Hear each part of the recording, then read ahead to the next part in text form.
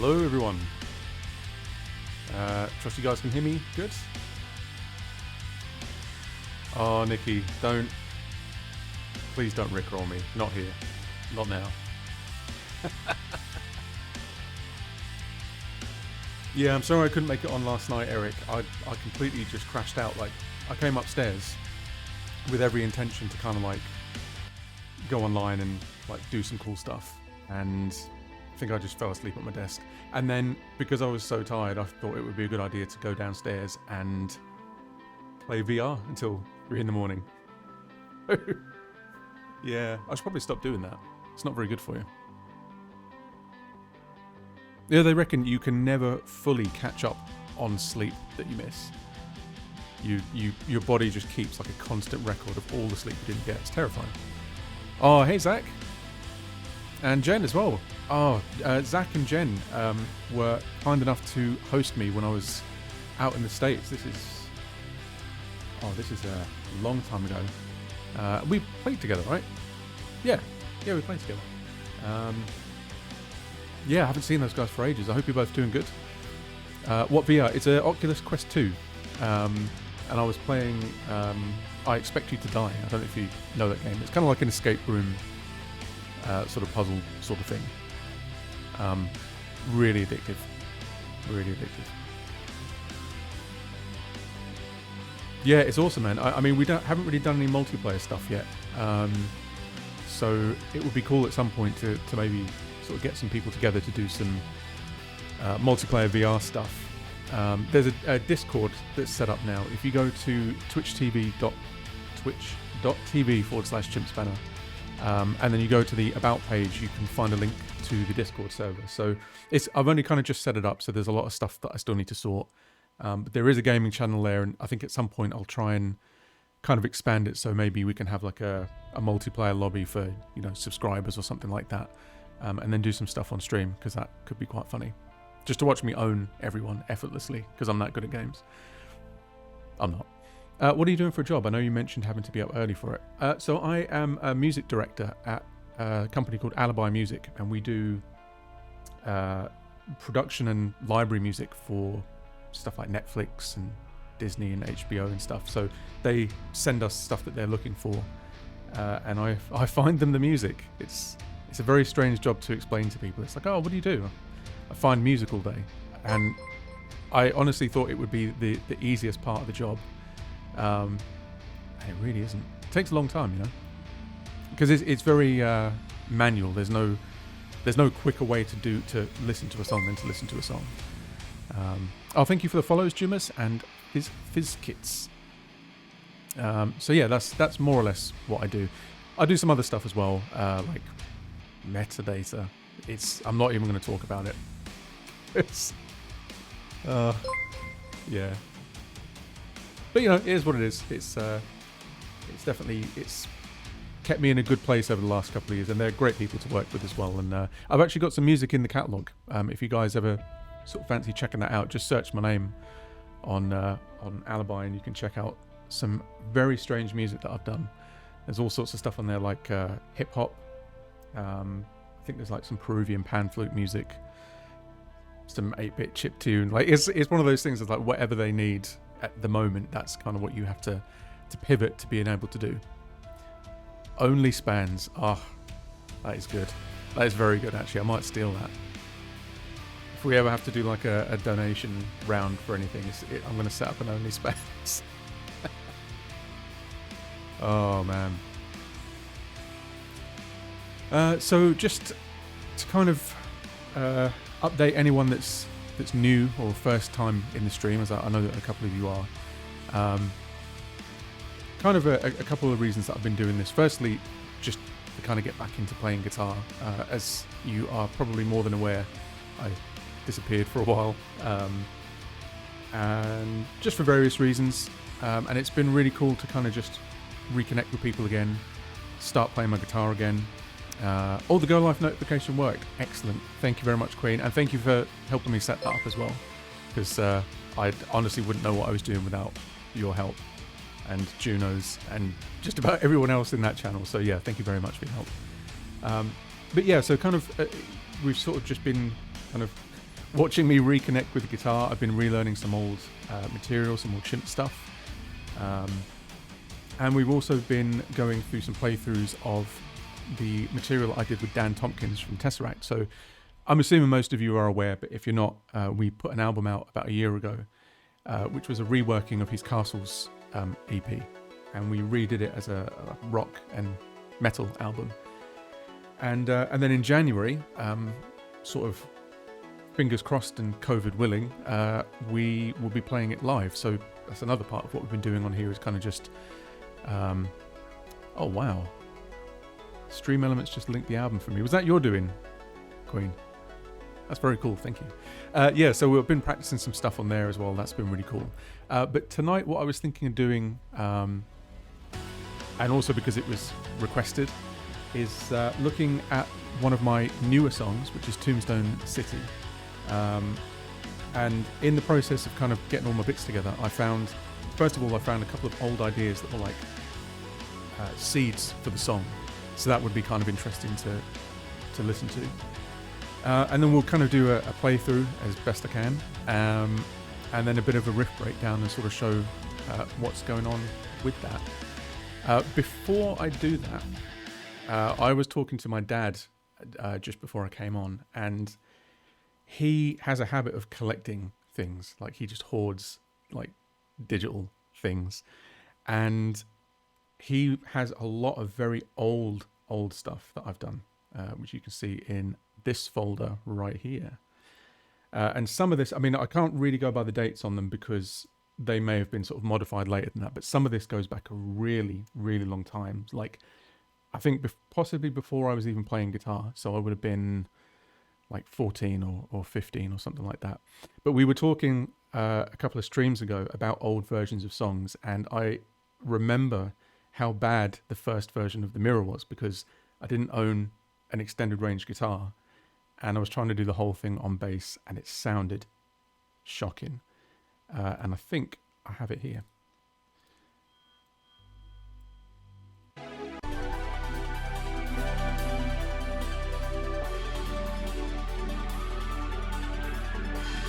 I'm not actually sure what version this is, so...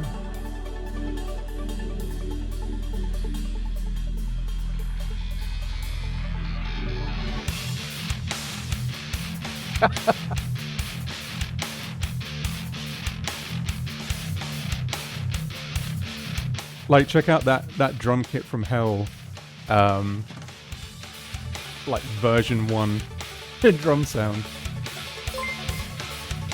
Oh, thank you for the sub, Beige, Biage. I should call you Biage. Oh, yeah, Beige. Yeah, and so you can hear in here as well, I'm kind of trying to do like a sub-octave thing alongside it. It's just a mess.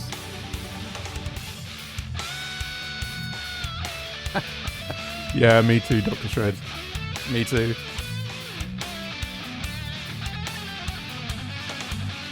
Hey!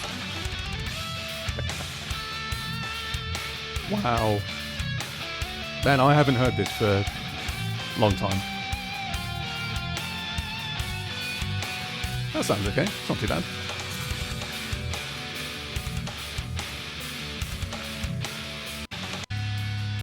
It's... The crazy thing is, though, it is kind of all there.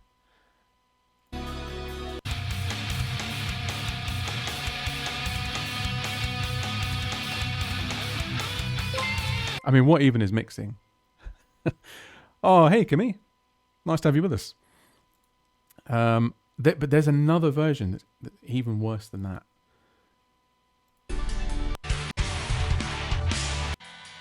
No, that's just like an MP3 of an MP3.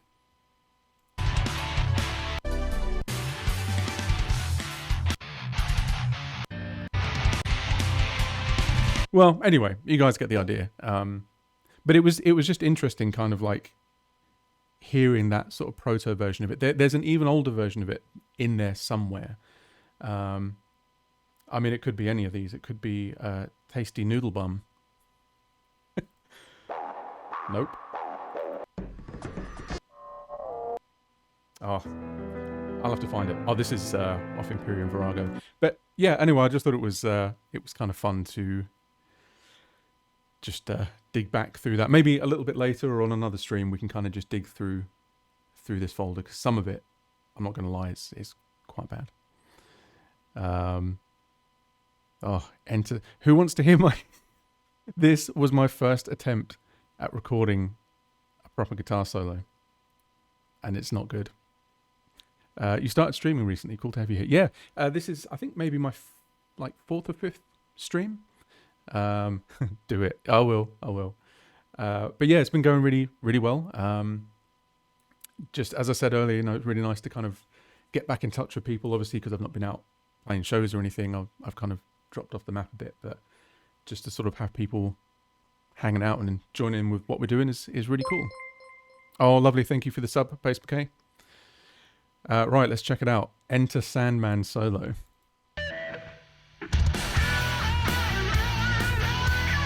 Am I going to get DMCA for this? Yes.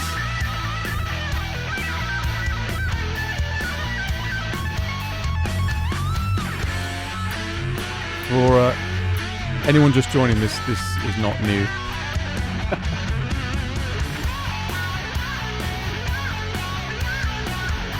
Yeah, I know, right?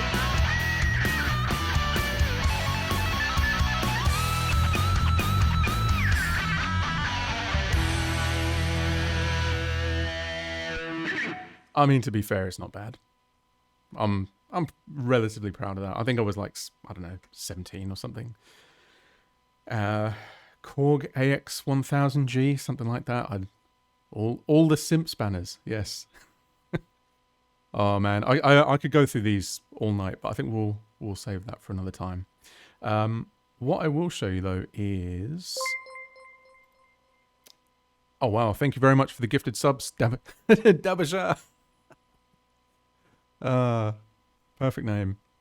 Oh wow, you are going sub crazy. It's a hype train, apparently. I just learned what that is.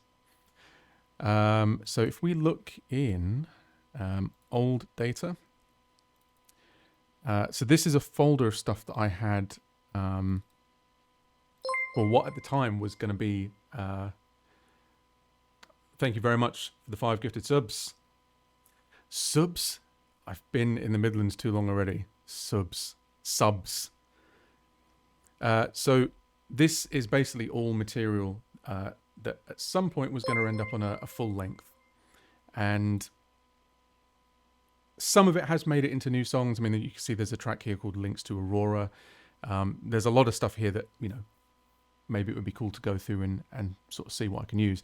But I found this idea, and this actually has the sort of proto riff for Tombstone City. And it also sounds a lot like Monuments.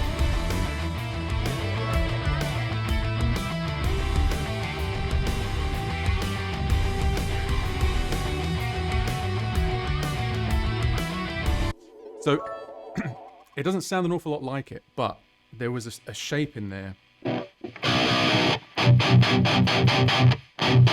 which was this kind of like,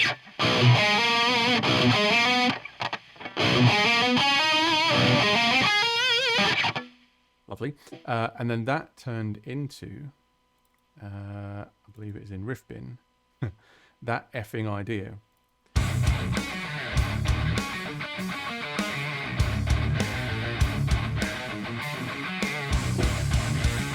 Completely different song. I think I was trying to do more of like a groove metal type thing.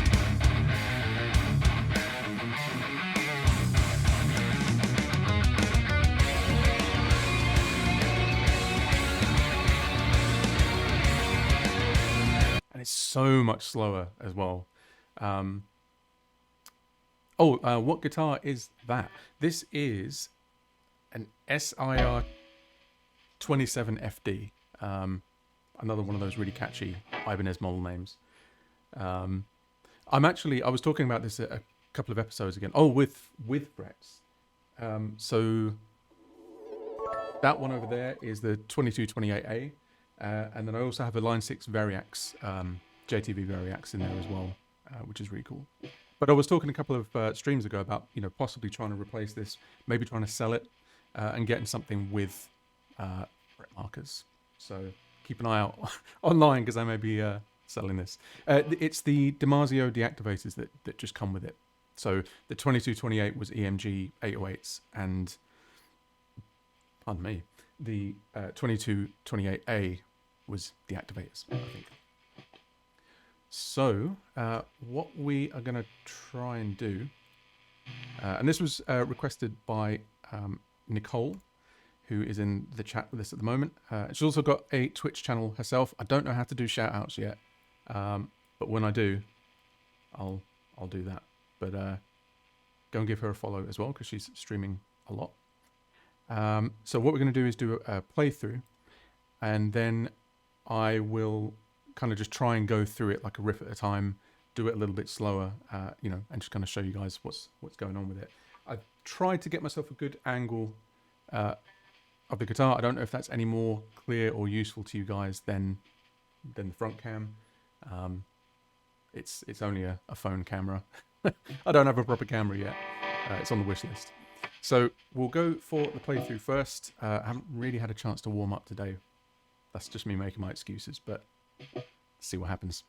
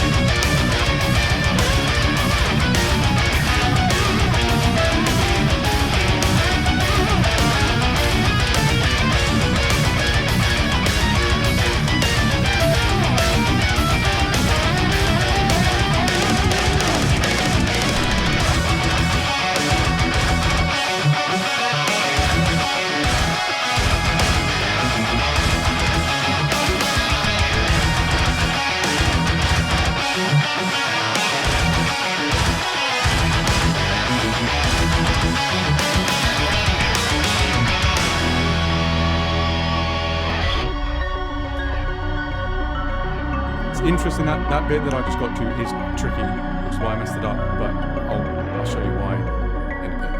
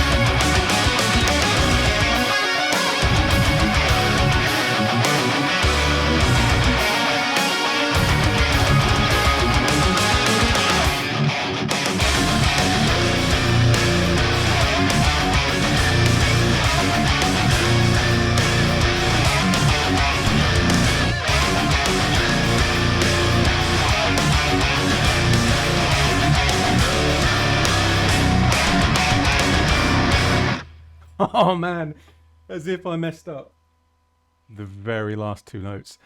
I was actually really happy with that. I think all this like playing for you guys is actually starting to make a bit of a difference, which is quite encouraging. Thank you very much for the sub geckos and for the follow, Kokari. Right, so tuning, it is just 7-string standard, so just B, E, A, D, G, B, E. So what we'll do, because I've never really done like a riff breakdown before, but I guess if we kind of just do it a section at a time, and just kind of tell me, you know, how's most helpful to you guys. So it's just this kind of repeating pattern on the fourth on the A, second on the E, and third on the B. And then an inverted power chord at the sixth.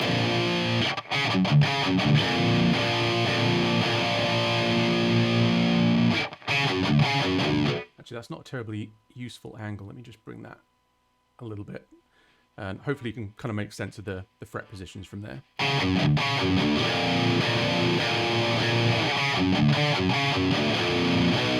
So all you're doing there is where the first time around you kind of just repeat that 3-note pattern there. So after you do the inverted power chord, you just add in like a little 4th fret action on that high note section.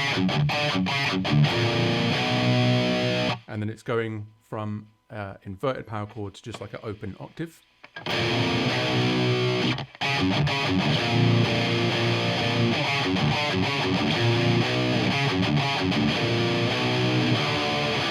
And that's just an octave at the third and the first. And then that's it, it just repeats. So we'll do it again, kind of slowly.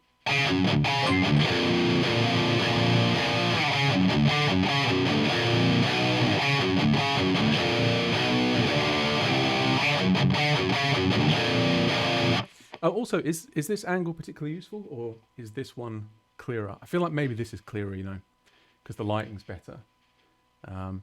So yeah, we'll keep it to this one.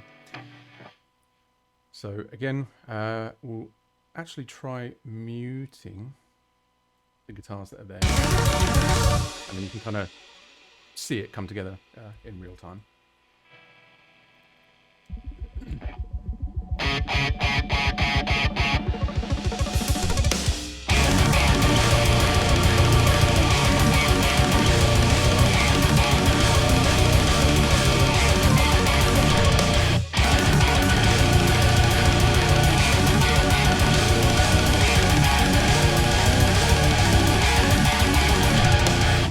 And also you want to be doing like, I'll just turn that guitar up a bit so you can hear it.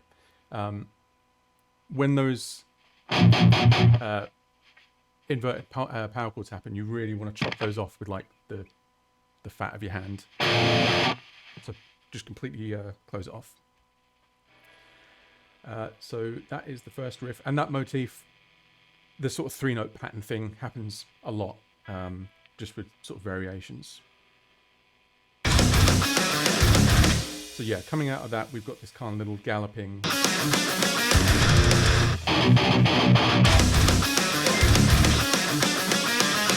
So it's kind of a similar shape up the top here. So instead of going, it's just the octave, which is 1 string down. So.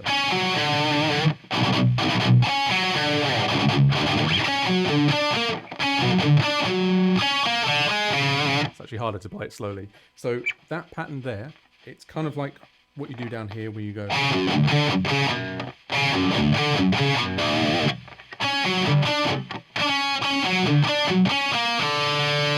So you're doing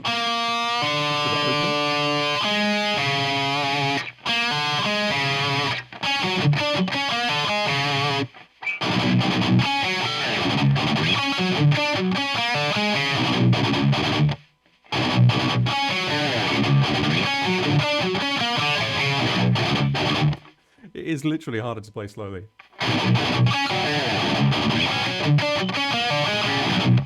And then you've got this kind of repeating thing here where you go.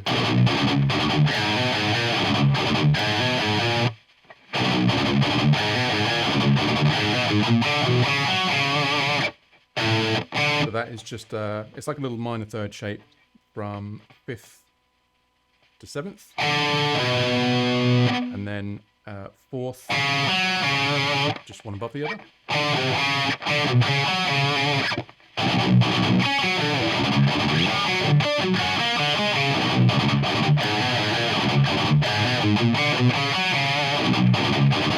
And then the next section, and this gets used quite a lot throughout the song as well, it's you start on the 6th.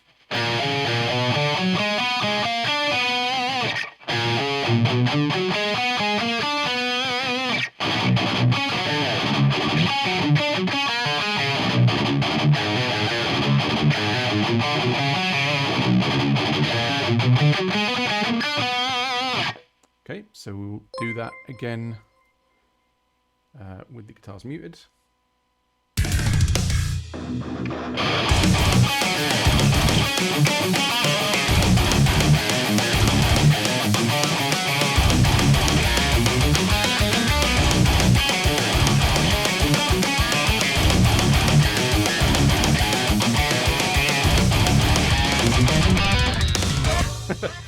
So there is actually something you do different there, and it's not that. But it's the same as before. You go... But this time around you go... And then you pull off from 4th to 0.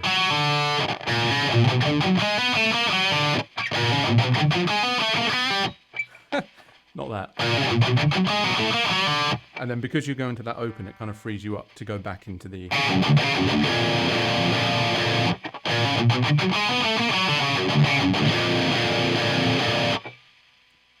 and that bit again is the same. The only thing that's different in that riff.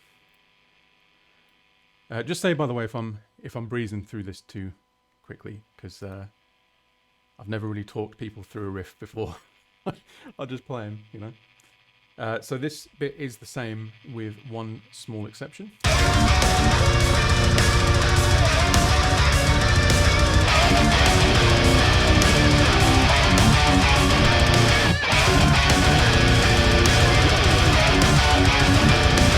So literally just on that second go, you're adding in like basically as big as a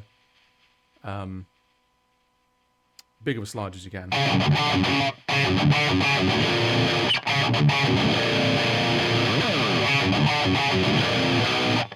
But otherwise it's the same as the rest. So we'll just go through that again.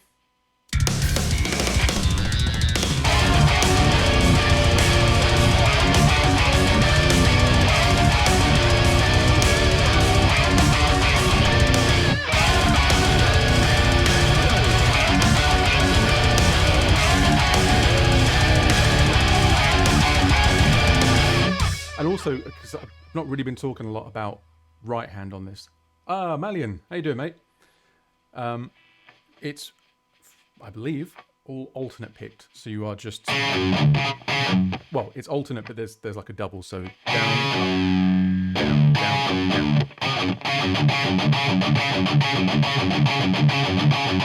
So if you want to get that riff tight, you really just want to be practicing that 3-note pattern there.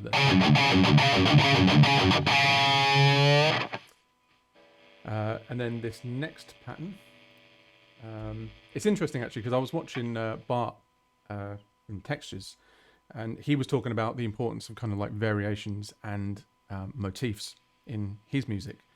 And I suppose I kind of do a lot of the same stuff. So a lot of the riffs in this song, they're all connected to the same pattern, which is that kind of galloping, like, you know, groupings of 3 notes. So if you listen to this next riff, it's derivative from that main riff.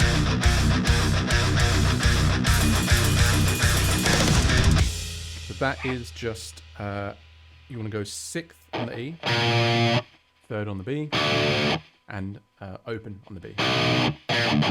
And it's the same pattern as well of picking, so you're kind of doing down, up, down, down, up, down. But what you do is after you've done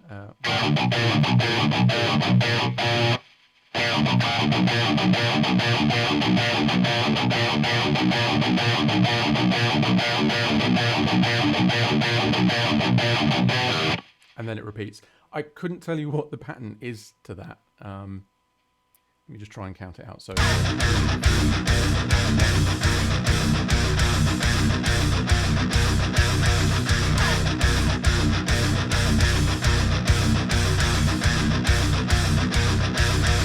okay, so I think it's 1, 2, 3, 4, 1, 1, 2, 3, 1, 1, 2, 3, 4, 5, 1.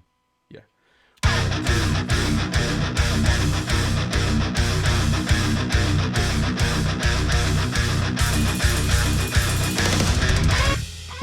You've done that again. Yeah, I have. I can't help myself. So, yeah, I'm pretty sure that's it. I'm not going to try and count while I play because I can't even talk while I play.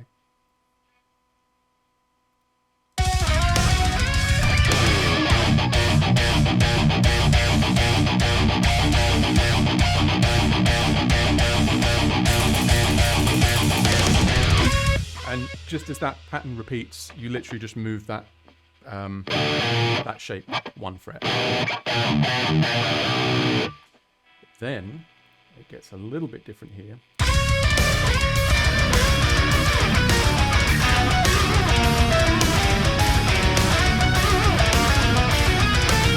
So where those little kind of interruptions in the pattern happen, you just shift down from this shape to just like a power chord shape, so 4th and 2nd.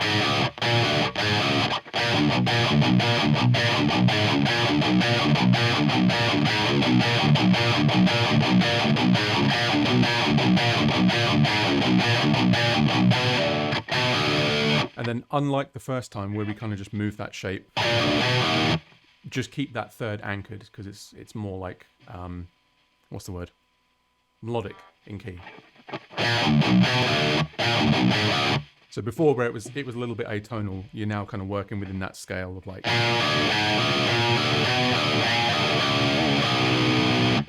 Okay, so we'll go through that section.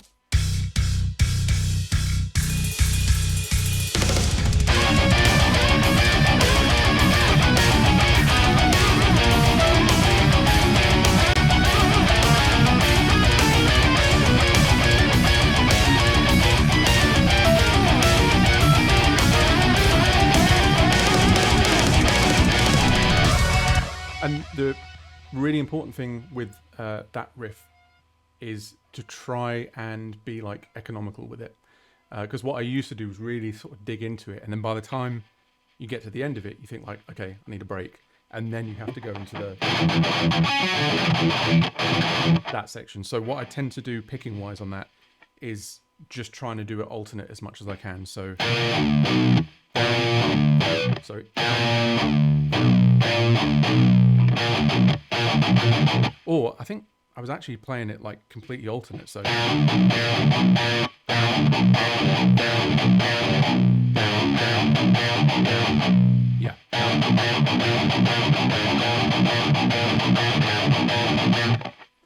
Yeah, something like that. That's very hard to say while you're playing it. It's all making sense to everyone so far? Just say if you want me to kind of go back over anything, if I've glossed over anything. Please don't ask me anything theory about it though, because I have not got a clue. I'll just very quickly check the chat as well, because I've been neglecting chat. Oh, we've got an Argel. We've got Juno. Oh, mate, we've got everyone, got the whole gang.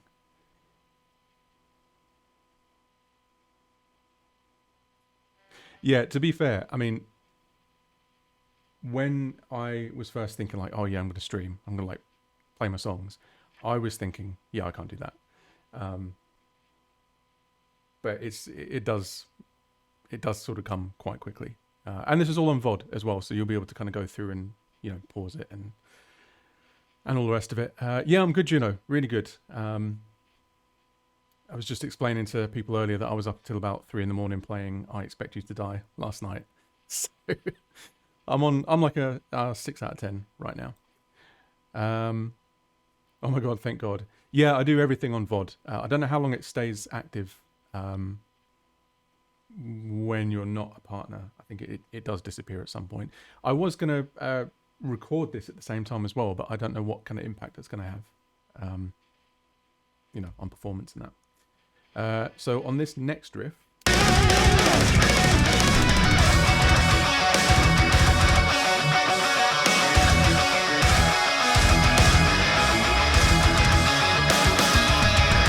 so that's basically just reusing. Oh, that's a nice sound. Just gotta wait for it to stop.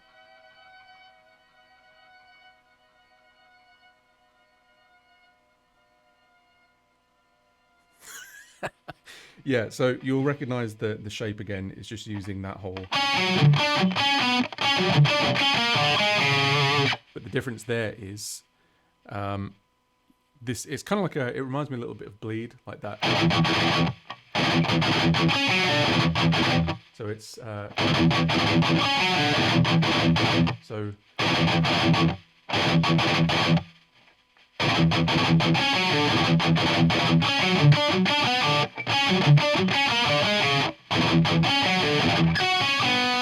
So there you're just doing one little cluster of the mutes. So that's just 11, 11, 9. You can just sort of slide that down.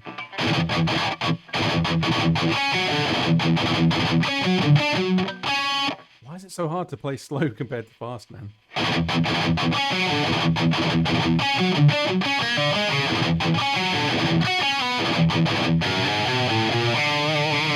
So that's just second to fourth. 11, 9, 7, 8, 7.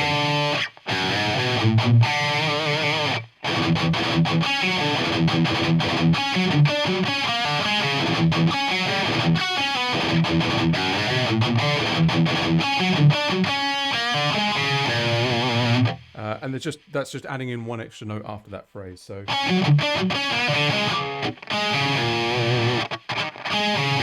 which again is kind of like a little play on that.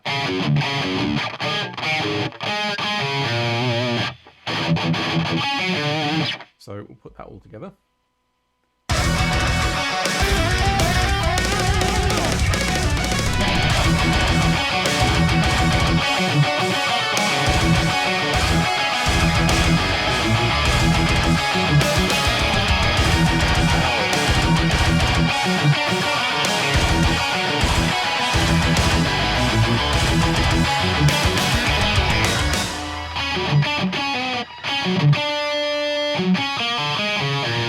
And then there's this, it's kind of like a variation on that.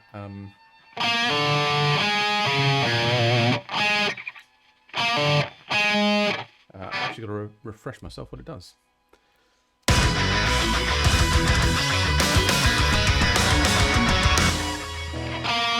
Okay, so you're going eighth to open, and then that shape again.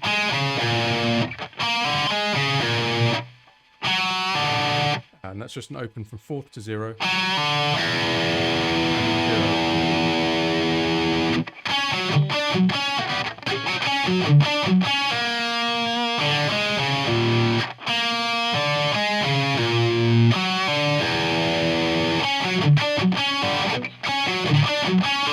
Wow, why can't I do this? It is very tricky. It's the one bit that I bail on when I try and play through this. Although I did it tonight. I was pleased with that. So I'm going to try. It's not very good me showing you something I can't play, is it? Oh, no worries, Mike. Go get some rest. And yeah, I'll catch you on here next time, man.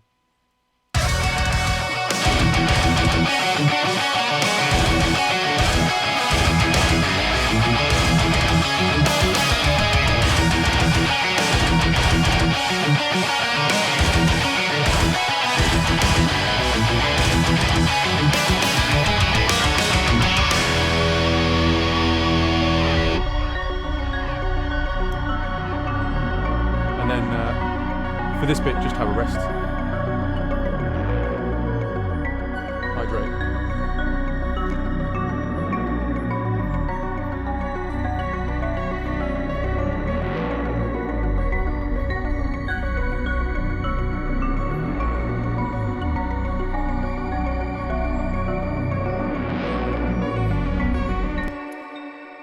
Chimps Spinner, what bands, albums, tracks inspire and motivate your sound? Biggest, this won't surprise anybody, is probably Meshuggah. Just in terms of like rhythmically. We were talking a couple of streams ago about, you know, what the sort of pathway was to this kind of music. And for me, it was a lot of Swedish, like Melodeath type stuff, like In Flames, Soilwork and all of that stuff. And then a friend of mine got me into Nemec. And then that kind of was like the stepping stone to like, oh, what other bands playing, like, you know, weird timings and stuff. And then obviously that, you know, that sort of naturally led me to Meshuggah. But there's a lot of other stuff in there as well. Holdsworth, I was actually very, very late to the party with. I mean, when it comes to doing the Chimp stuff, indirectly, yes, but I think it was more an influence from Frederick, which in turn was Alan. Listen to me using first names like we're buddies. But yeah, then beyond that, like with the ambient stuff, a lot of like Vangelis, like the Blade Runner soundtrack. I love all of that really kind of like ethereal, melancholic, you know, futuristic stuff. So it's a weird kind of mix of this like dystopian, futuristic soundscape stuff with the rhythmic stuff of Meshuggah. And then obviously on top of that, you know, I grew up with musicians for parents, my mum and dad. My dad plays guitar. My mum got me into a lot of like kind of classical stuff when I was younger as well. So there's a lot of that sort of element of like tension and release and, you know, the sort of dramatic flair, like storytelling and all of that stuff. So yeah, whole bunch of stuff. Right, so this riff coming up. Oh, was I ever introduced to early metalcore? No, it's actually not been until my partner Casey has taken me on a bit of like a retrospective tour of the stuff she used to listen to. I'm just like, oh, that's what was going on when I was like just not listening to music. So yeah, there's a whole bunch of stuff that I haven't even experienced yet. I've kind of done it like ass backwards, you know.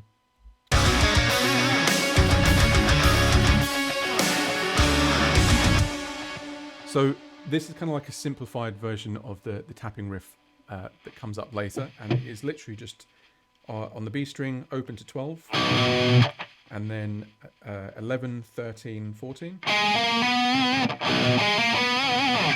and then you do this little kind of diminished shape. So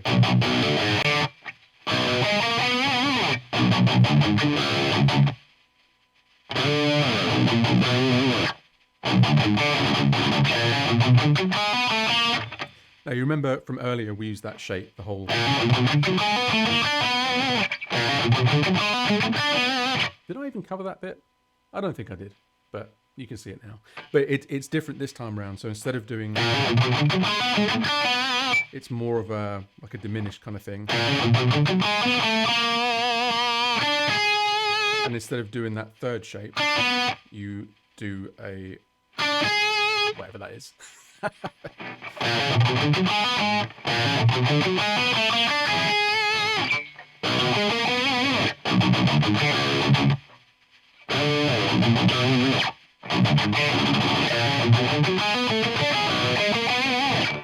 We'll try that muted.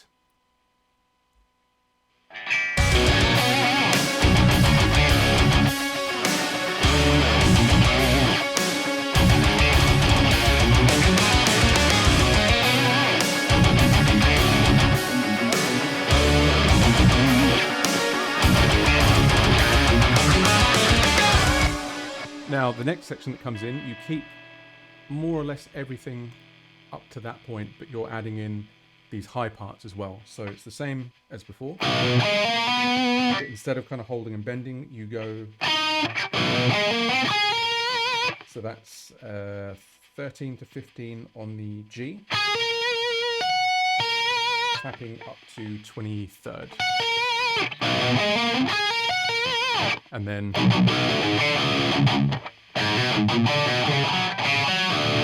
again is reused from earlier, where we were doing just in a different context.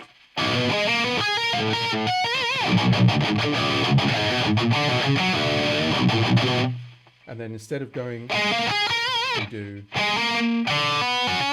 open 9th, 11th.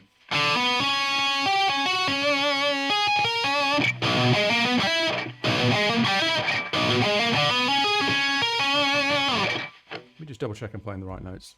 Okay,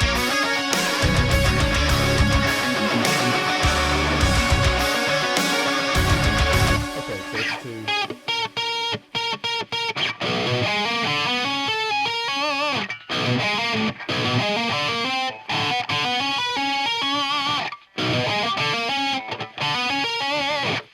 It's a lot easier when you're not thinking about it. So yeah, it is the 23rd. So...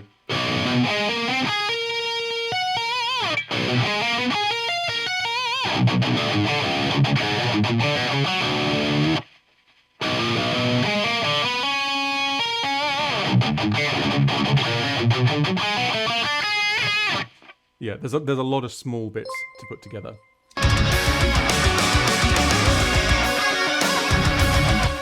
So yeah, we'll go through with the guitars muted, so you can kind of see it in action.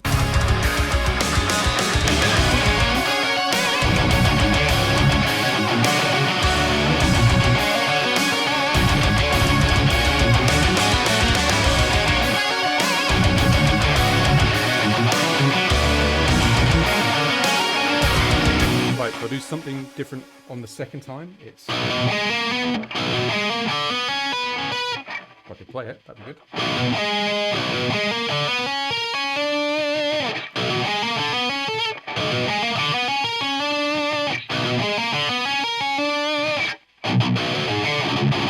And then, if you remember from before, when we want to buy ourselves time to go back to the riff, we do this kind of...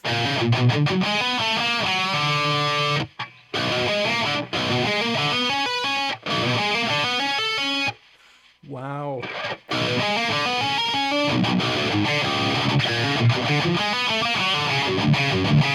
And then we're back to the start. So we'll try that again all the way through.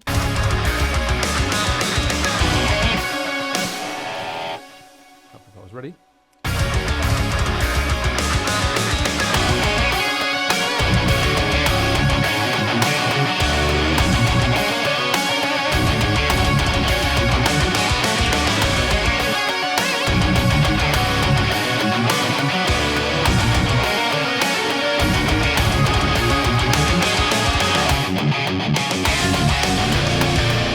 And then the last time you do this riff, it's almost exactly the same, but instead of doing... You just keep playing that inverted power chord.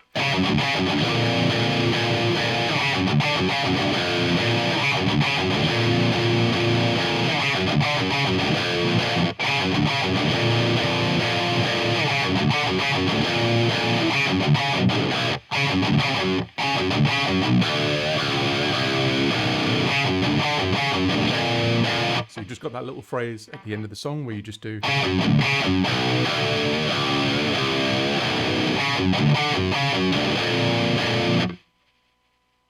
we'll try that. Actually, we'll try it all the way from the tappy riff because it's fun.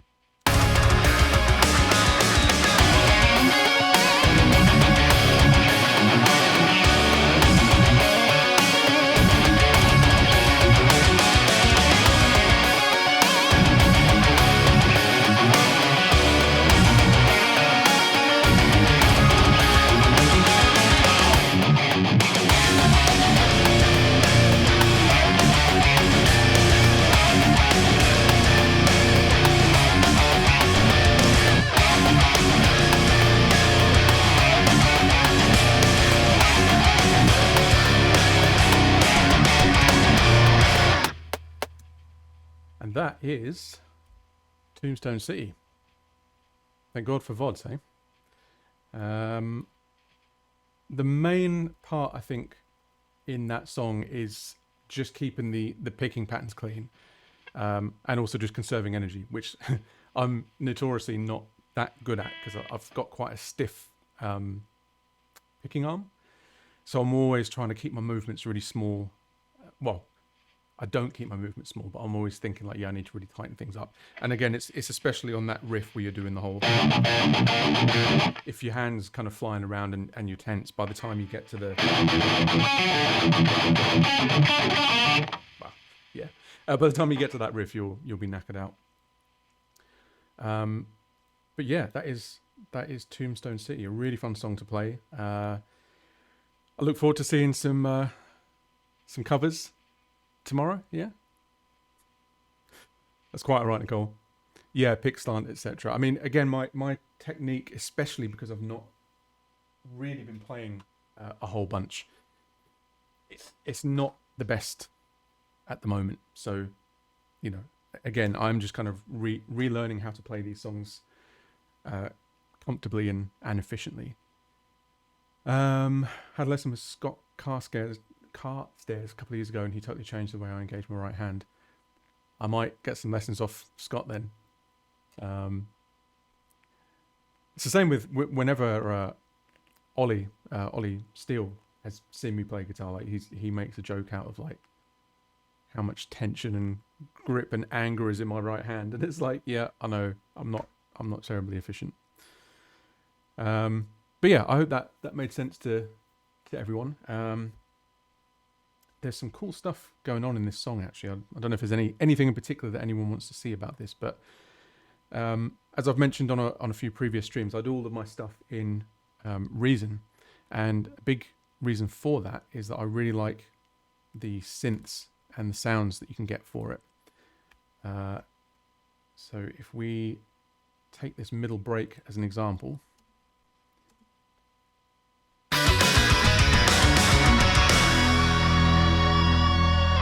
So there's this really cool layer of choirs.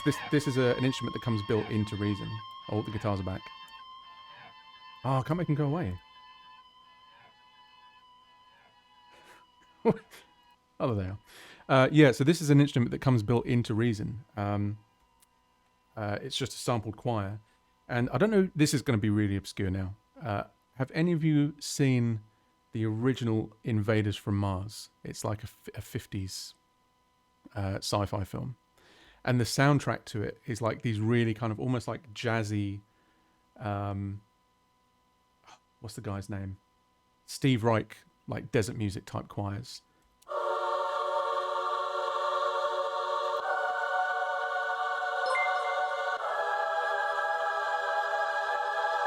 And actually I will show you this. There's I presume a lot of you know the composer Steve Reich. This is where I get copyright stricken. But he had this piece called The Desert Music. And it's all based around like overlapping patterns, like polymeters, not polyrhythms. And the choirs in it.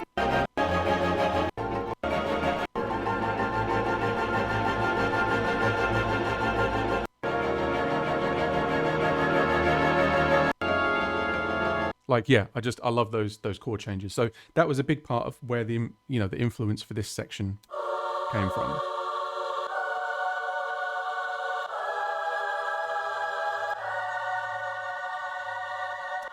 Yes, I do know music for 18 musicians.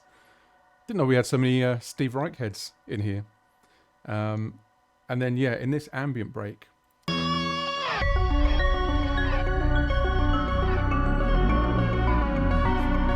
I knew how to make that delay go away. So you see this channel here is called Rachel Droplets, and if any of you are familiar with the soundtrack to Blade Runner, there is a song called Rachel's Song, and there's an effect in that. It's like these kind of like raindrop synth sounds. That's one of my favorite songs off the soundtrack, actually. If you haven't listened to it yet, it's like proper like goosebumpy sort of track. So man, I'm kind of making it sound like I just rip people off. It's inspiration. That's what it is. All art is borrowed. Is that the saying?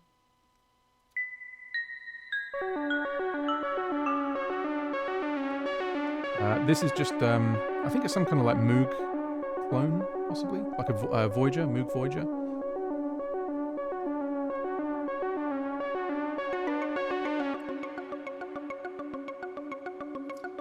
That's like a little craftworky synth arpeggio. Oh, yeah, there's flute in this track as well. I forgot that was in there. That was inspired by Tron. I don't know if you guys have seen the original Tron, but there's a really cool musical cue in that film where they're on the big like light sail thing, and it's like this little and it's doing it on like a little synthy flute thing. I didn't realize until I explained it. This entire song is just like an Easter egg of every movie that I like. It's weird. And again, actually, yeah, that's doing the little 3-note arpeggio as well.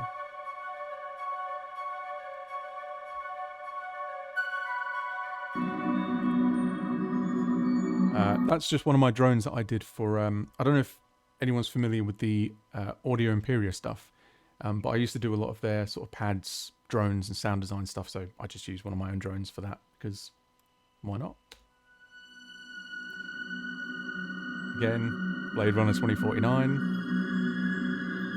And I mean, to get that kind of sound as well, it's the simplest patch. It's just a really high-tuned sawtooth. Oh, nice one. Thank you for the follow, Bloody Chuffed. Bloody Chuffed. And also Bob the Sagot. Lilu Dallas Multipass has subscribed to you. Thank you very much. Plastodon, thank you, mate. Yeah, it's literally just sawtooth into a very long reverb. I don't know if this is available for other doors. It's by Synapse, who make Dune, if you guys know that synth. And the reason I like this reverb is it's got a decay time up to a minute, but it's not springy. It kind of has this weird like modulation thing going on. So it never sounds kind of like metallic or cheap. So yeah, that's all the bits that kind of go towards making. Oh, Bart, you don't know Tron, mate. I mean, look, it's a bit of a cheesy film because it is from like what, the late 70s, early 80s, but it's a proper like breakthrough film in terms of like graphics and stuff. I think some of the first like really good CGI in a film. I say really good for the time. Absolutely check it out, and then also watch the remake as well with an older Jeff Bridges and his younger CGI self. I think Olivia Wilde's in it as well. Really cool film.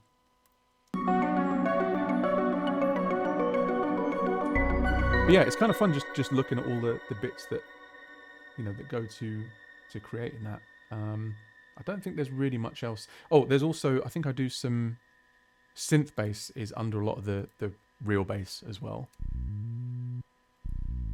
which we were talking about on the last stream. It's literally just like a sort of fat kind of Moog sawtooth, really heavily filtered out. I just like to put that underneath my bass guitar to kind of fill in the sub and stuff.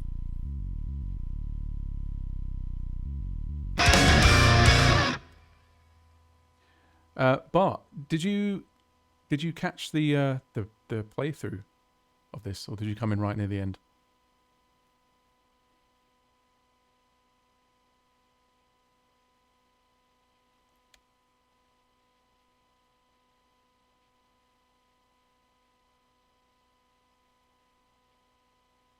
Oh no! Well, I can't play it again because that'll be like 3 times, and even I'm bored of it now. But yeah, check it on the VOD because it's a fun track to play. Oh no! Oh, you might not either.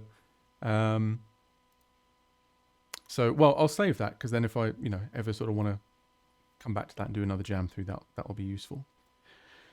So let's see what we have got. I was thinking of maybe maybe taking a look at some ideas, like potential new chimp stuff. There's actually one here that is almost entirely finished-ish, and I've been sitting on this track for a really long time, and I don't really know what to do with it. I also hate this as well, that it doesn't automatically pick. Oh, I don't have shredded bass anymore. That's annoying. It's fine. We'll make do.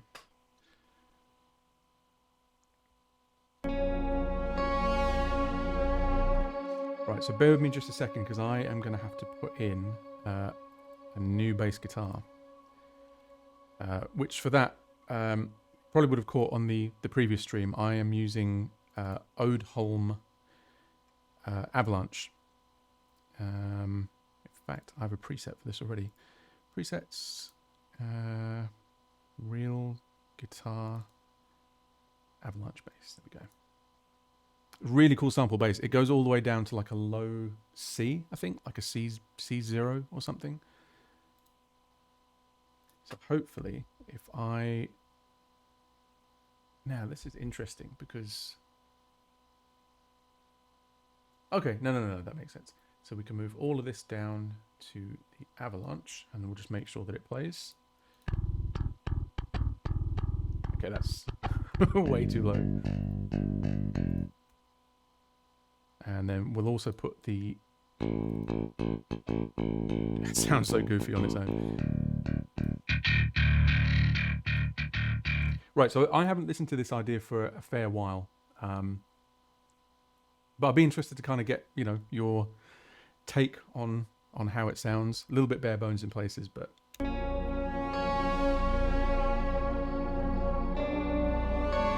Again, channeling some heavy Blade Runner vibes, obviously.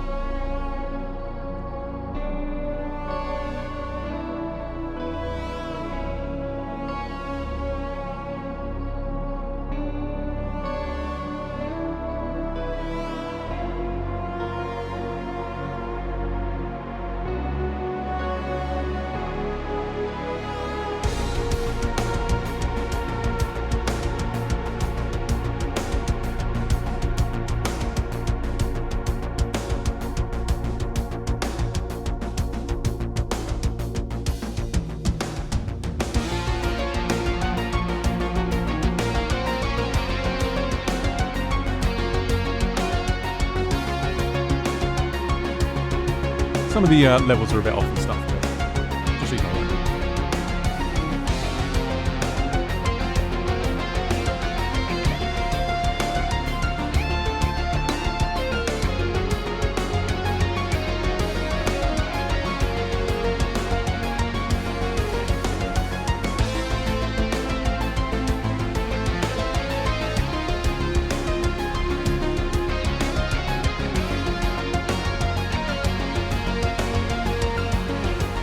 Yeah, it was, Daniel. Good spot.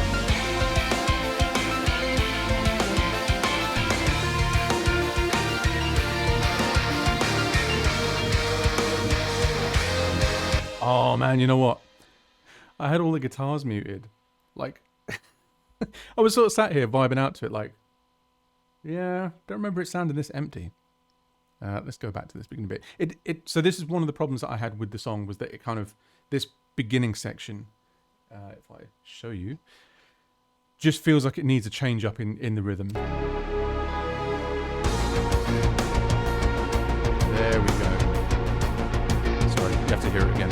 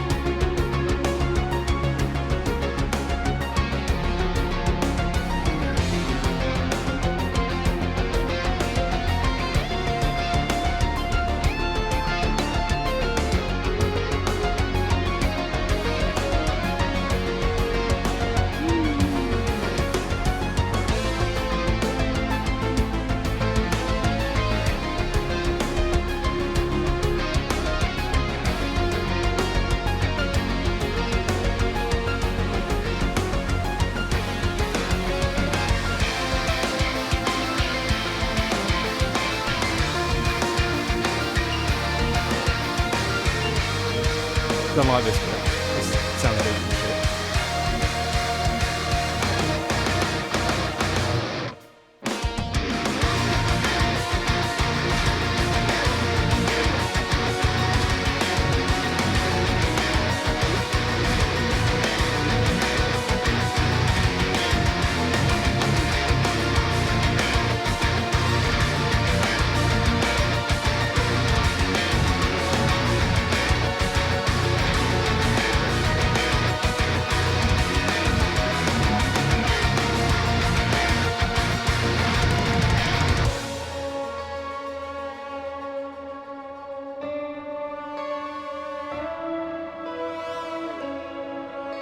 this bit needs like a whole bunch of like layers and build up and everything. I think I also did something really stupid and deleted the rhythm guitars.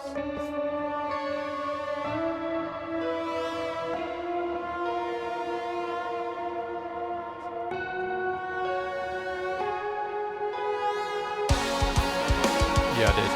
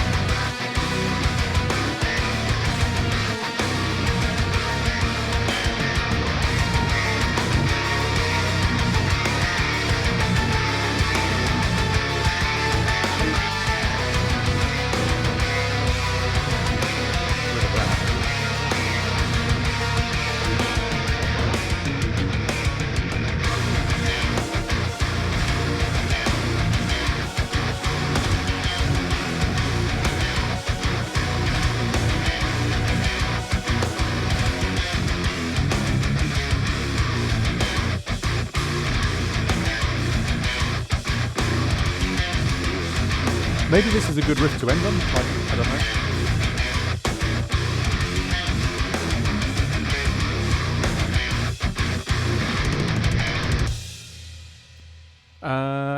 Yeah, I mean that's a lot more finished than I thought it was, to be honest. I don't know. I mean, how did that sound to you guys? The main issue that I've got with it at the moment is that it kind of feels very like it's all on one level sort of thing.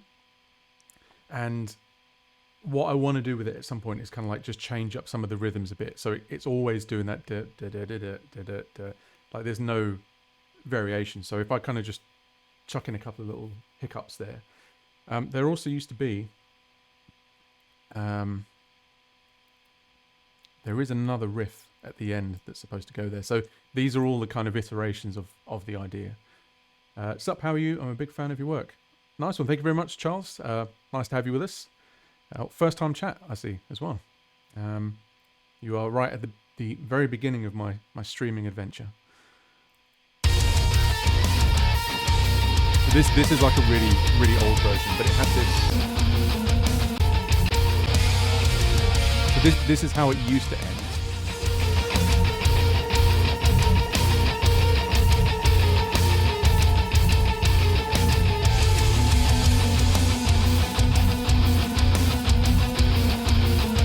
Which I think I kind of prefer. I don't know.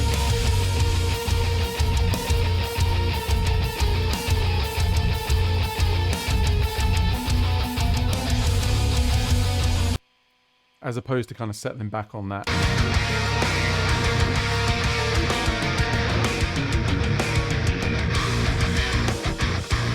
So I'm kind of imagining it going back into that like ding ding ding ding ding ding ding, that kind of like just really relentless like hammering sort of riff. So I might swap that bit out for that. What I'll do while I'm on with you all, I'm just going to put this riff back in. I don't know why I deleted it. It's quite annoying.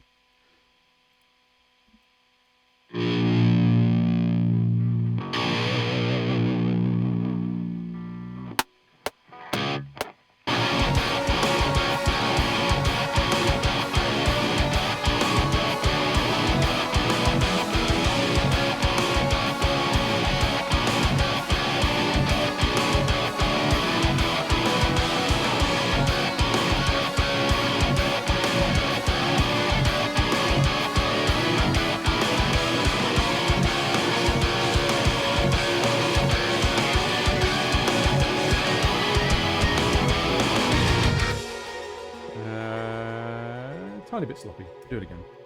I'm not going to retract the whole thing on here. I just want to get it down while I've got the project open. Caught a show 2013, 2014 Euroblast when we came over to play.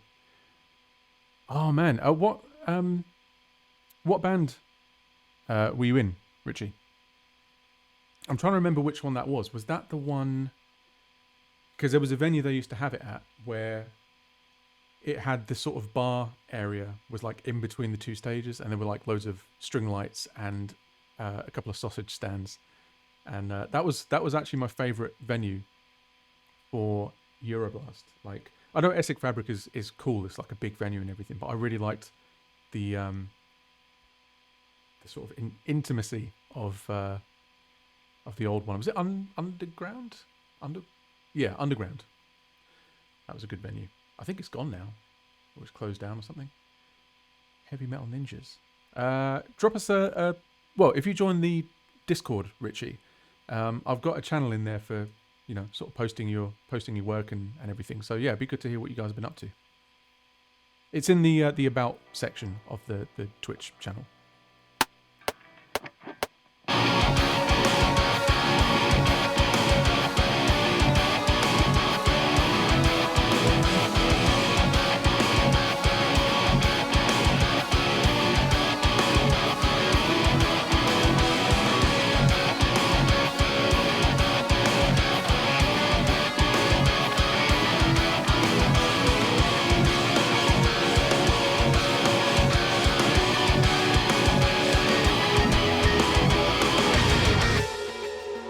That'll do. We'll just do a double track. And then I'll reuse the same tone for tracking the rest of it, just temporarily. To anyone that asked, somebody did ask me earlier what I'm using for guitar tone. Nothing fixed at the moment. I tend to just kind of use whatever is to hand. In this case, it's the Quasar. I'm quite sure I'm saying that wrong. Quasar Cream Amp, which this is the rack extension version, so it's got the integration with the Reason DAW, but you can also get this as a VST plugin as well, and it has all the same sounds. I've been using Softtube Amp Room lately as well. That's been really cool. Sometimes I use Guitar Rig. The guitars on this were just recorded straight from my Pod HD Pro X. Did I just record over some guitars? Why would I do that? I still haven't jumped on the Helix hype yet, because I don't have one. But I will do one day.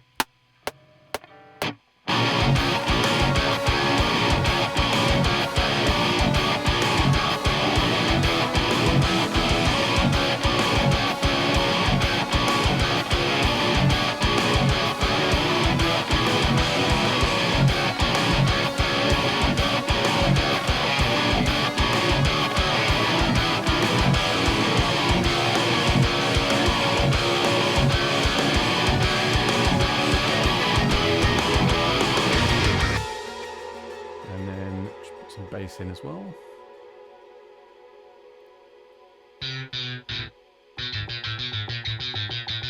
Nice.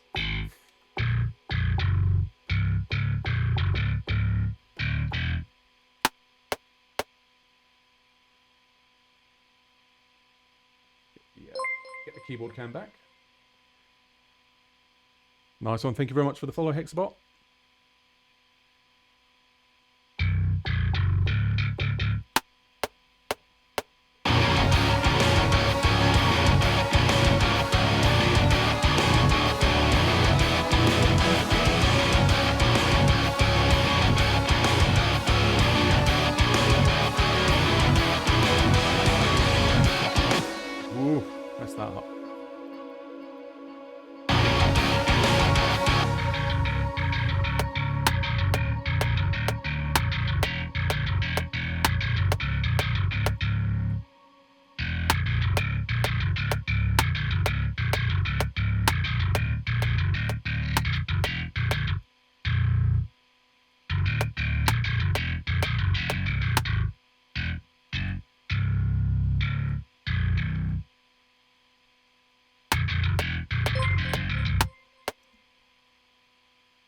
Nice one. Welcome, Random Music Dork.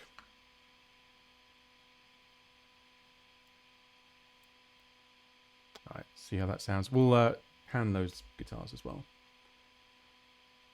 See, it's the thing. Like have been chipping away at things. The difficulty that I have, and I'm sure a lot of you can. Um, 2011 we played together, Nemec headlining Underground. Yeah, yeah, that was a good show, man. Really good show. You know, I hardly ever saw you guys again until your last show in London. I was so bummed out. I was like, I've been missing out.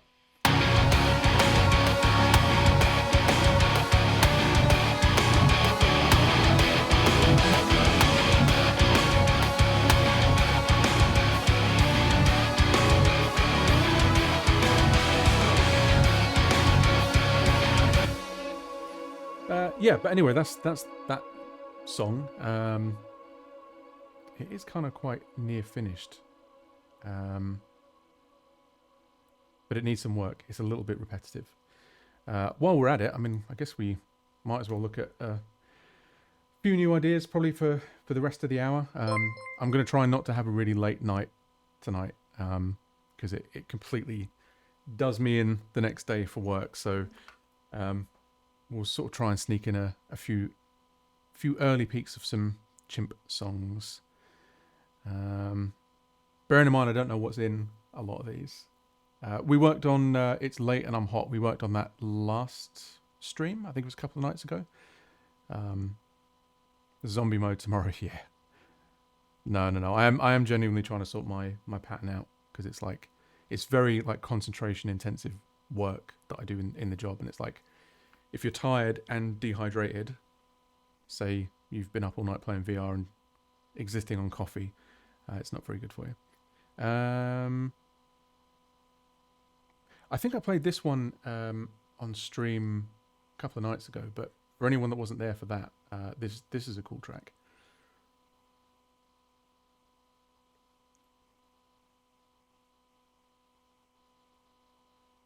But yeah, what I was saying, and I don't know if you have this problem as well, Bart, or anyone else in here that records, but like when you've had an idea sitting around for a long time, and then in the months and years, you start doing things differently. Like you get different patches, different templates, different ways that you like to work, and then it becomes really difficult to go back into those old projects and finish them off, because you don't have the same things that you had when you started them.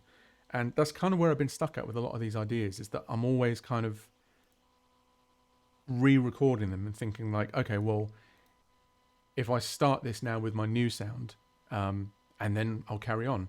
And invariably what happens is I just get up to exactly where I got up to last time. So I have the same unfinished song, but just with new shiny sounds, which is pretty dumb. So I think this is maybe something that like, and I don't really know how I'm going to do this, but I do need to kind of look at my workflow in as much as how I get out of that trap. Maybe it's something that I can do, you know, through the streaming process. Re-record them always gives them a fresh new vibe, takes time, but it's mostly worth it. Yeah, I think it's, I don't know what it is. Maybe, because I mean, I was watching your stream earlier, and you were talking about how, you know, every good song has like one thing that defines the song. And maybe that's kind of the thing to do, is rather than just going through and just re-recording exactly what was there before, is kind of look at it and say, well, what's the thing that makes this song what it is? And then maybe sort of try and build on that a bit, rather than just recording the riffs that were already there because they're already there. I mean, that's something that I found is a skill that I've had to acquire over the years, is actually learning how to let go of things. Because there are some ideas that I've tried so many times to finish them off. The only thing I can actually think is that maybe it's just not a good idea, you know. Because if it hasn't happened in however many months or years or whatever, it's like, okay, just move on. And it's the same even within an individual song. Like one of the things that I've started doing a lot more lately is actually taking things out. Because the inclination is to just do like kitchen sink. It's like, well, yeah, I can put this in, I can put this in. And more often than not now, I find that taking things away from a mix starts to make them feel better, because, and this is again tying it back to what you were talking about earlier, Bart, I think it gives the thing that makes the song what it is more room to breathe, you know. You're not hiding it beneath layers. You're saying like, yeah, this is like the essence of the idea. Man, we've gotten very philosophical all of a sudden. But they're things that are interesting to talk about, and a lot of the time I don't realize what I'm doing wrong until I try and give advice to somebody else. So like when Katie, for any of you that don't know, and I imagine most of you do, but she writes and produces as well under Static Angel. And sometimes like she'll call me in and say, oh, how's this sounding? And from an outside perspective, I can look at it and be like, oh yeah, you do this and this. And then I'm like, well, why don't I do that? Like, because I obviously know how to do it because I'm suggesting it to you, but I never think to do it myself. So it's really cool to kind of talk through these things and actually identify where your own weak spots are. Because when you sort of put them into words, they become a bit more like real things, Sometimes the best advice is your own. Yeah. I just happen to be the last person to take it.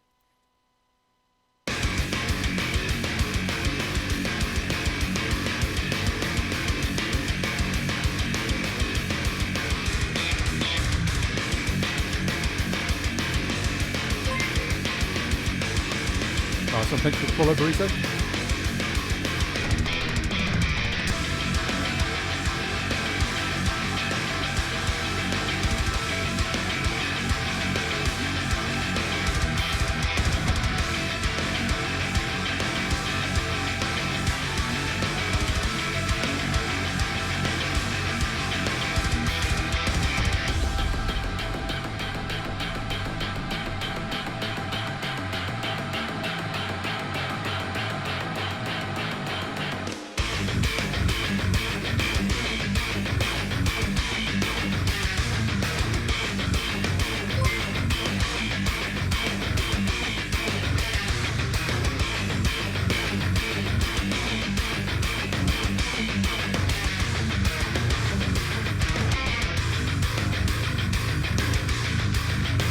So actually, a cool thing to show you in this, because someone had mentioned the other day about finding a bit more about some of the sounds that were in Corruptor, and these were kind of done around the same sort of time. And one thing that I was really sort of struggling to do was get that kind of like Doom, like 2016 synth sound, like the whole Mick Gordon sound. But I was kind of happy with the synths on this thing.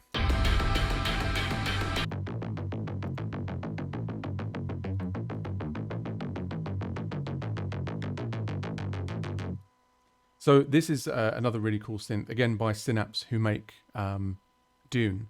I don't know if you can get this particular one as a VST, but you can obviously get it within Reason. And there's a really cool effect that you can get on some vocoders. So this effect here is actually a vocoder. And instead of feeding it two signals, you're just feeding it one, and it's using itself as the vocoder. And it does this really cool thing to the transients on it. Like if I turn this off,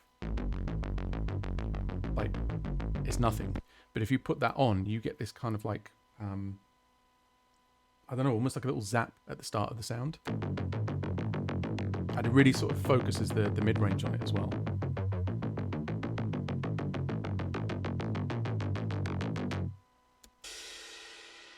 Obviously, for all of this stuff that I've been showing you, I'm using GGD Invasion, which I'm sure is no surprise, and I probably don't need to tell any of you about it.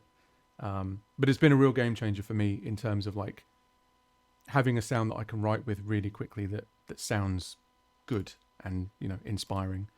But yeah, so this is another track, and so the thing that I'm not sure about what to do is obviously because I've been doing like singles releases.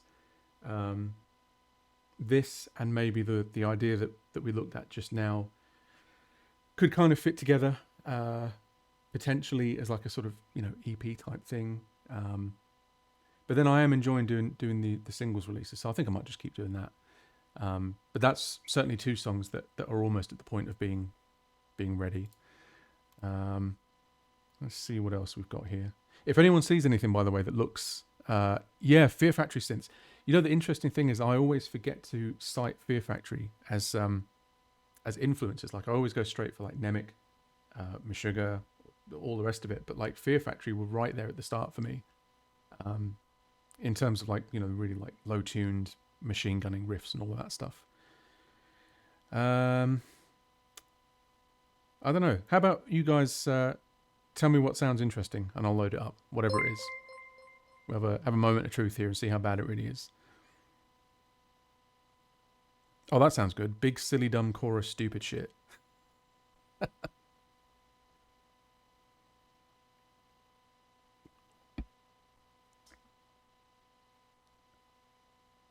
Late snack. Okay, let's see.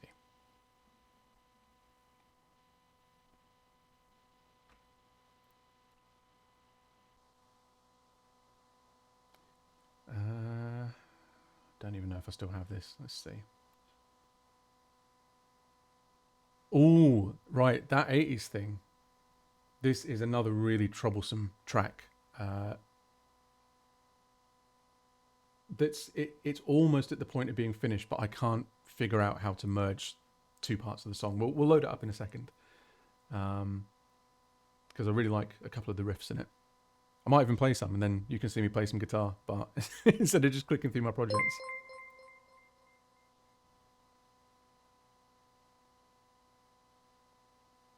Ah, I see what you did there, Nikki. Unimpressed. Oh wow, what is this? No. Whatever that is, it's lost to the sands of time, and it no longer sounds like it's supposed to. So, what I'll do for that 80s thing, I might have to... Yeah. Honestly, my hard drive is just full of things like this. If we go to album...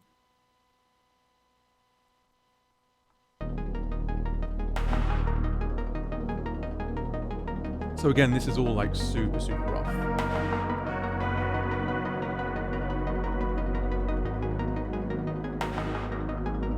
Actually, is this even...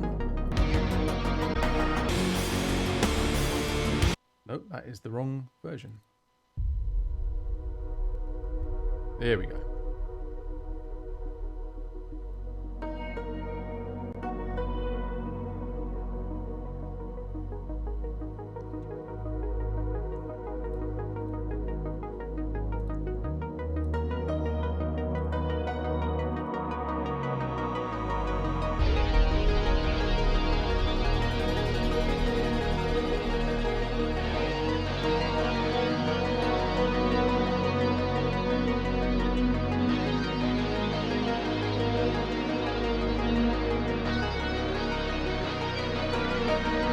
Yeah, that's the Zeta lead guitar tone.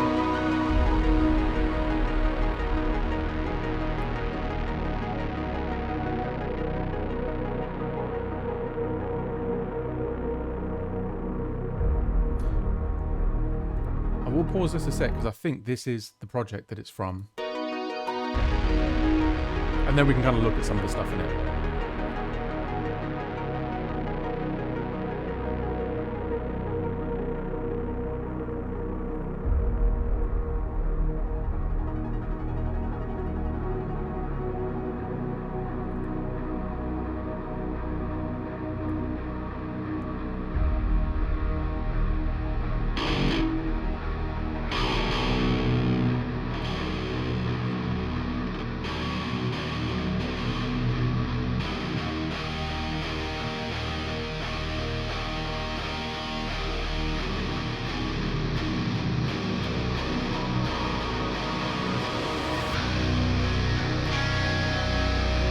On the drums.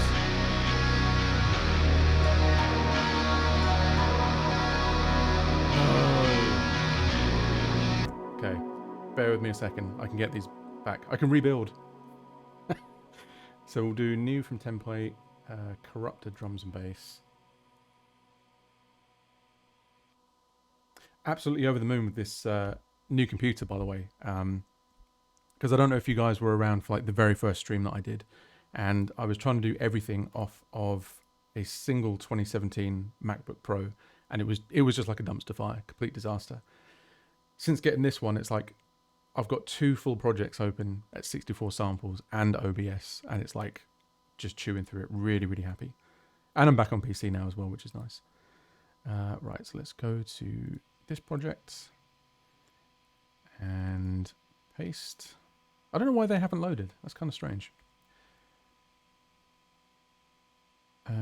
So if we take, let's see, merge note lanes down, and then just grab the MIDI and move it up, it should work.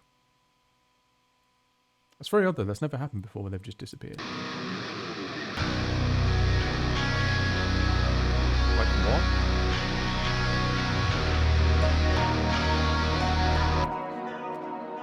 what? Okay, we'll listen to it on the MP3. Sorry, guys.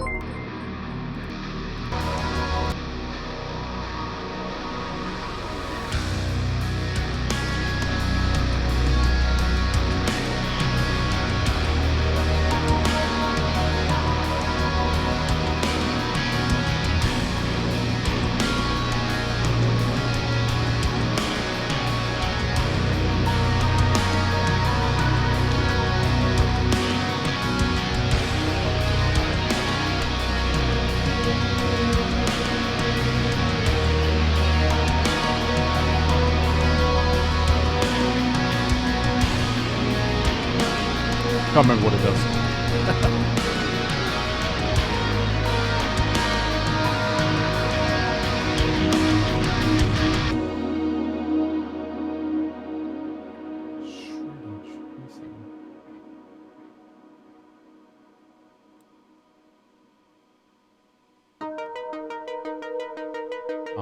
I think it was because there was an error message.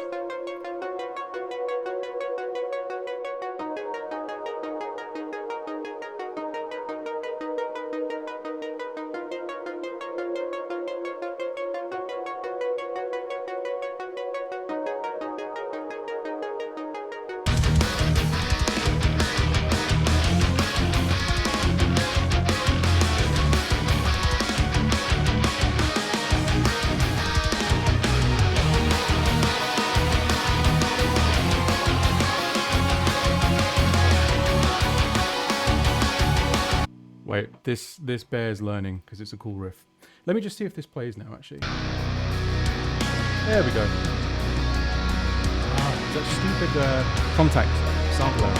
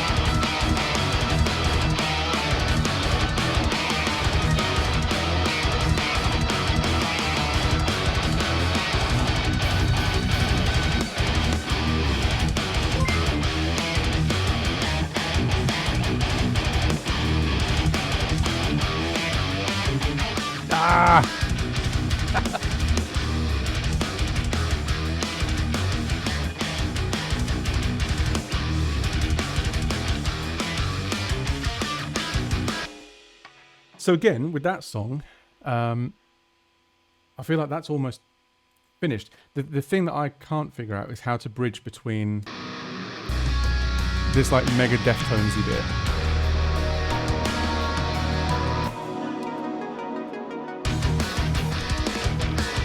and that really fast stuff. So that's kind of where I've been stuck with that song. That riff at the end is really cool because it's... So I wrote this on a 7-string and then moved it over to an 8. So what I like to do sometimes is kind of hit the same note twice but on different strings. So I'm doing like 4th fret on the B, and then go into 9th fret on the F sharp.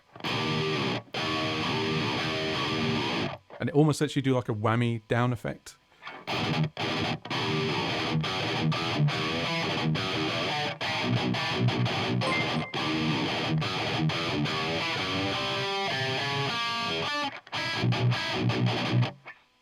Okay, I think that's it. Let me try it again.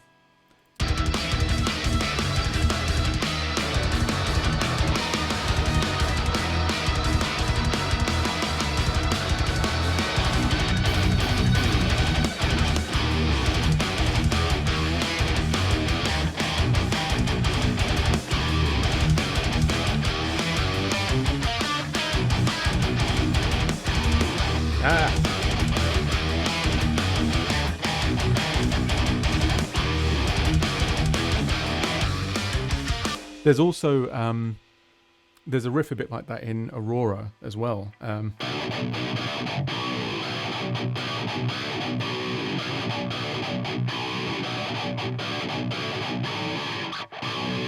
Yeah, I don't know. It's a little like stylistic thing that I like to do. But yeah, that song sounding pretty cool. Again, if I can figure out how to merge these two bits together, because that's a cool riff to end on. The beginning I like, it's really spacey. Then that's a third song finished. Has he mentioned why Reason is his door of choice? So there's a few reasons. The first is that I really like the visual environment. It's got pros and cons. So obviously, the bigger the projects get, it can get a little bit visually overwhelming. So where I can, I try to keep things organized. Like you can put things into different columns and say, well, there's all my drums. My bass is in that column, synths are in this column, all the rest of it. But the thing that I like most is that if you look at any particular instrument, so let's find something with effects on it. There's no like menu diving, like everything is just there. The controls are right there on the panel. So it just feels very immediate. You never really feel like you're kind of looking for something. And you don't so much feel like you're working with software as like a room full of equipment. So that's one of the really cool things. Obviously, the other thing that I like is the back panel stuff. So if you take something like this delay, in fact, let's just move to a blank project for a second, and I can show you some stuff. I will save this 80s track, so then I can work on it again. So if we take a guitar track,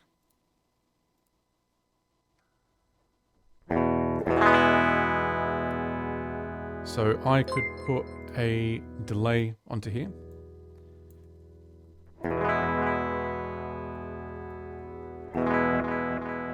And then, so you can do stuff like, there's like an effects loop just for the delay repeats.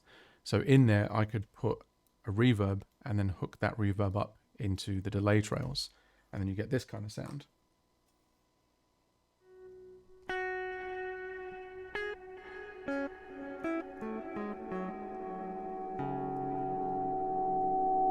Create a bit of a feedback loop there. But yeah, or you could say like, I want the delays to be distorted. So we'll just jack that in.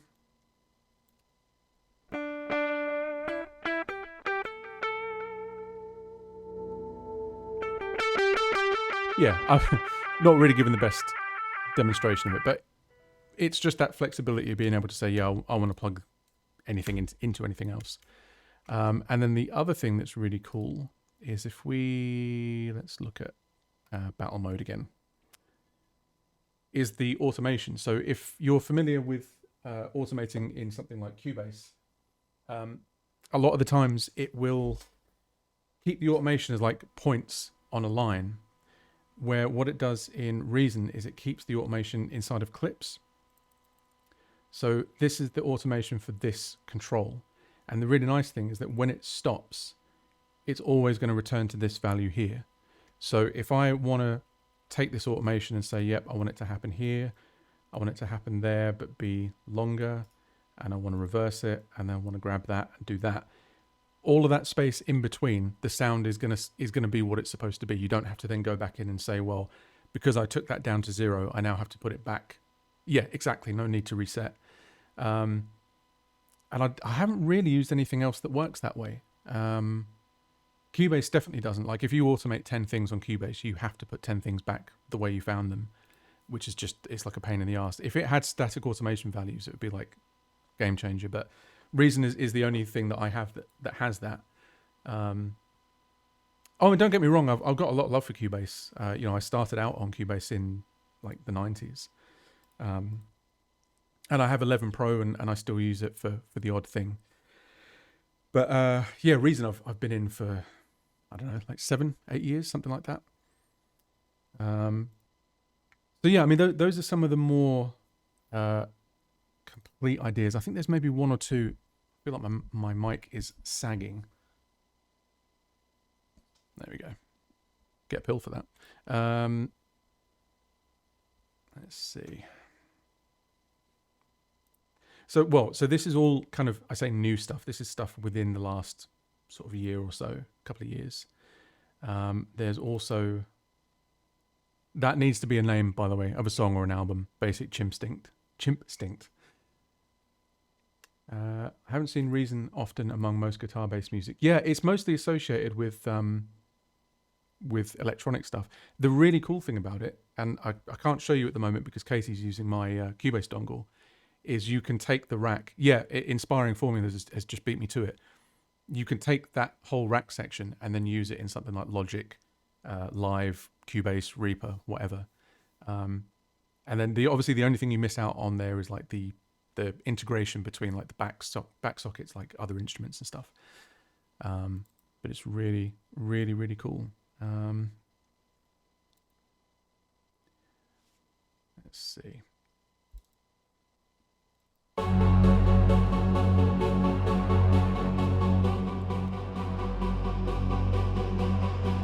See if I can remember how to play this actually.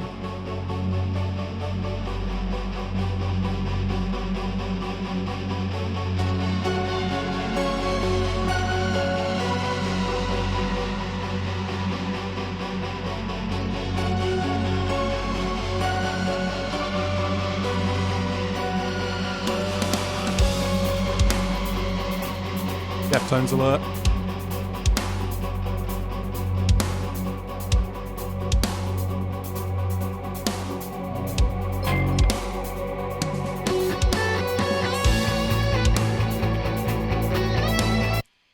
Funny story about that.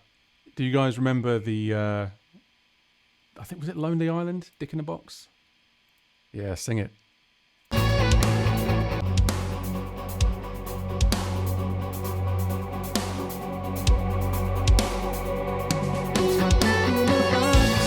Not even joking.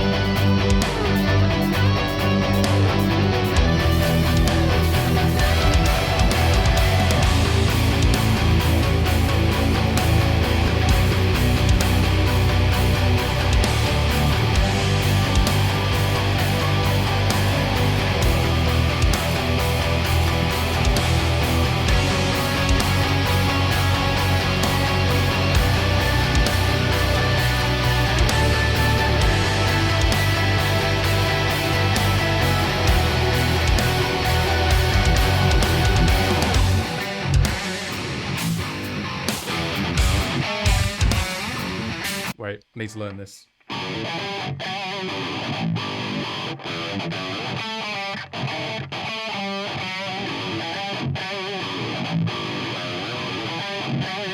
Yeah, I think that's it.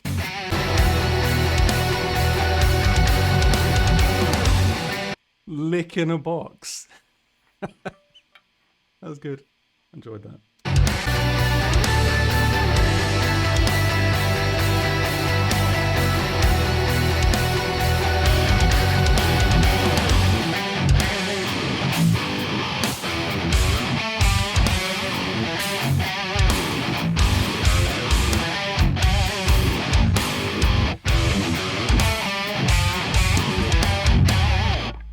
So again, didn't know what to go in this middle bit.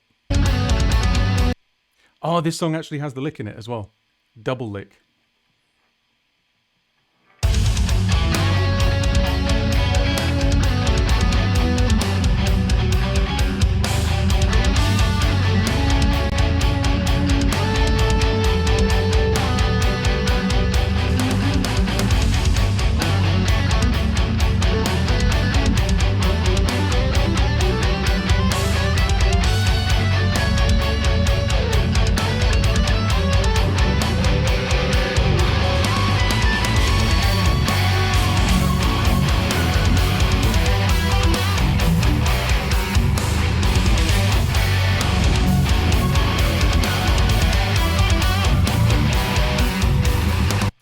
Sorry, just got to remember how to play it. Oh, thank you very much for the sub, The Real Gourmet. Okay, there you go. I think I was listening to a lot of... No, I want to say Monuments at this point, because it sounds very Monumenty.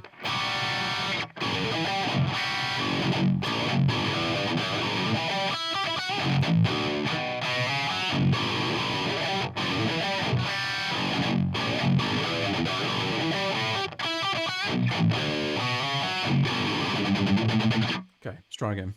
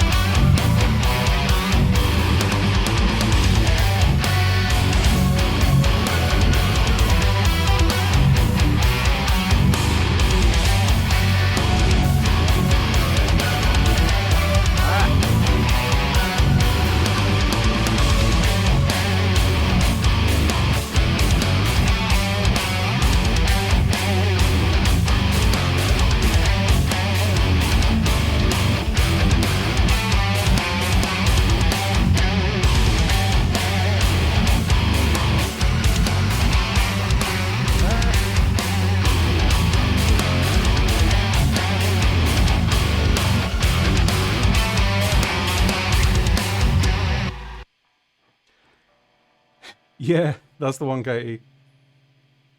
I just died in your prawns tonight. I think we played this live once, you know. And it was really weird because nobody reacted, like, at all. We played it and then we finished it and everyone was just like, what was that? Maybe we played it really badly. I don't know.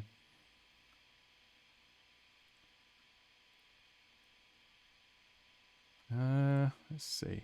It's funny, this is called like the final selection and it just never happened. Well, I'll say that Aurora, that turned into a full song. The Grid is the same as the 80s idea, which it's going to be called The Grid, which again is a Tron reference, obviously. Big Idea, that sucks.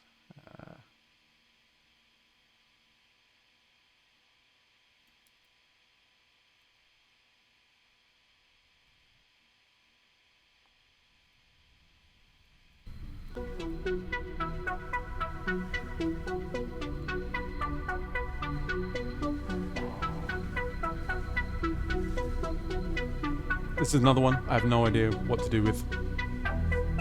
Hi! I thought you were just saying hi to me again for no reason. Oh, thank you very much, Remotium. Yeah, speaking of Zeta, I know a few people have kind of asked to do like some deep dives on the tracks from that album, sort of like what was put together in the mix and everything. So it would be cool at some point, get Katie in here with me, because obviously she wrote the vast majority of the songs, and we can kind of just, I don't know, take a walk through of that, talk a little bit about how the songs came together, because that was a really, really fun project. So I'll let you guys know when we're thinking of doing that.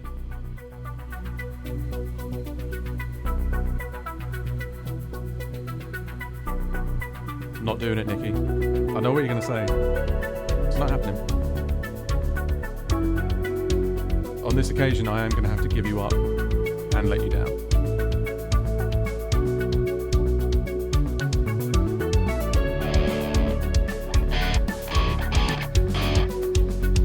This is a cool groove, but I have no idea what to do with it.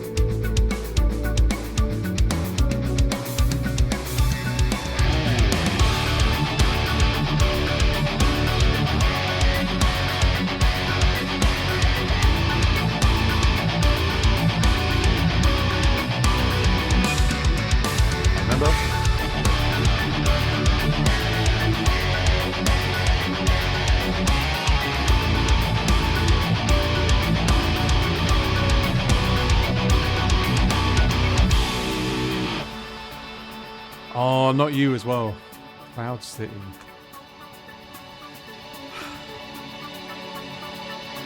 I'll tell you what, as it's getting on a bit, I will commit to learning Cloud City for the next stream, because it is a fun track, and I don't know if Daniel is still in here, but he's been asking for it every week, and I keep saying no. So that will be the track. Oh man, yeah, we're coming up to a couple of hours. Probably will call it night soon. Only, as I say, just not to feel too smashed tomorrow. But I hope that walkthrough of Tombstone City was useful. Obviously, it's all going to be on the VOD for however long they stay up. Unfortunately, I don't have any tabs or anything like that. Maybe that's something I can work on at some point, or maybe somebody is better at it than I am. Max, it's going good, man. Unfortunately, I'm on the verge of winding it up, because we've been on for a couple of hours, and it is a school night. What did we do tonight? Listen to some old versions of The Mirror that sounded awful. Did a walkthrough of Tombstone City for Nicole. Looked at a couple of 3 new almost finished Chimp Spanner songs, which I think if I can kind of get my templates and everything in order, what I'll probably do is set about re-recording those. We'll make that like a stream thing. We'll just kind of tackle each song, one at a time, and finish it on stream, and then try and put them out. As I mentioned sort of at the start of the stream, for anyone that's not aware, or anyone that's here for the first time, there's a Discord server now, which you can get to on the About page on twitch.tv/ChimpSpanner. So what I'm doing in there is there's a board for subscribers who can make direct requests in terms of things that they want to see covered, but also just in the general thing, if you have any sort of more vague ideas of things that you'd like to see, then that would be really cool. Want to become famous? Buy followers and viewers on bigfollows.com. I mean, I do want to become famous. I don't want to become famous. There we go. It's funny, I don't have any mods yet. I'm completely exposed and vulnerable. The last riff of Terminus is still my fave. Yeah, I think I actually, one of the first things I did on stream was redoing that song in F sharp. And then I kind of just lost a bit of steam with it. So I don't know. I'm torn between kind of revisiting old ideas and finishing them off. Thanks, mod. No, it was me. I'm the mod. Any news on Zeta? I saw Tompkins perform a new song earlier this year on Twitch. Katie? Yeah. Sorry, I'm putting all the pressure on you. We do actually have some new stuff that's been in sort of various stages of completion.